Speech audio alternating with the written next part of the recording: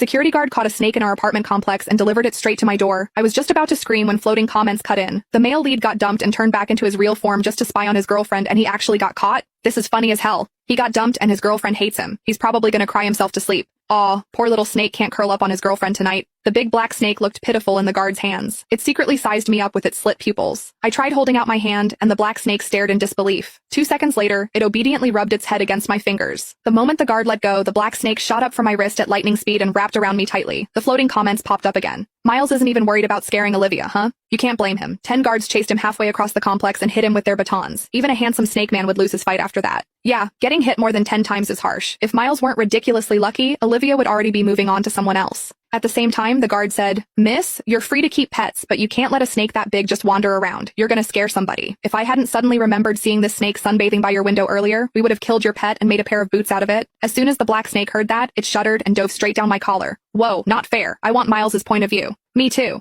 Talk about turning disaster into a win. Miles seriously lucked out. I tried to soothe the snake tucked against my chest, then hurried to grab the watermelon I had just bought and handed it to the guard. "I'm really sorry. It won't happen again. Here, it's so hot out. Have some cold watermelon." The guard looked a little happier with the watermelon in his hands. He gave me a few reminders and left. I was about to close the door when I felt the black snake burrow deeper. It even flicked its tongue. Damn it. Breaking up with Miles Richardson really was the right call. This jerk of a snake man pretended to be a normal human while dating me, and he wouldn't even let me touch him. Yet when he wanted to take advantage of me, he never once hesitated. I tried to pull the snake out, but it stubbornly wriggled farther in. That slippery, warm sensation glided over my skin. I had felt it in my dreams more times than I could count. Now, I seriously suspected those weren't dreams. The black snake refused to come out.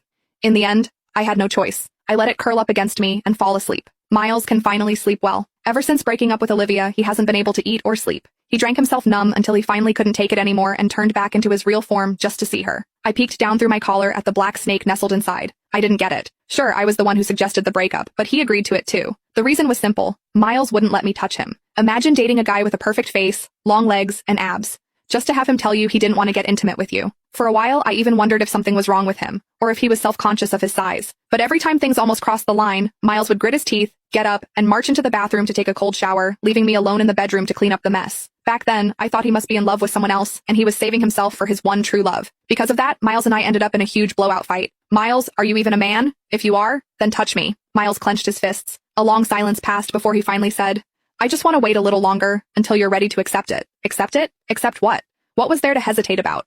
I might be a little old-fashioned, but Miles and I had been together for 4 years. We were already talking about getting married. I didn't care if some things happened sooner than planned. I tried to stay calm and told Miles, "I want this. Whatever it is, I accept it." But Miles just held his head and crouched.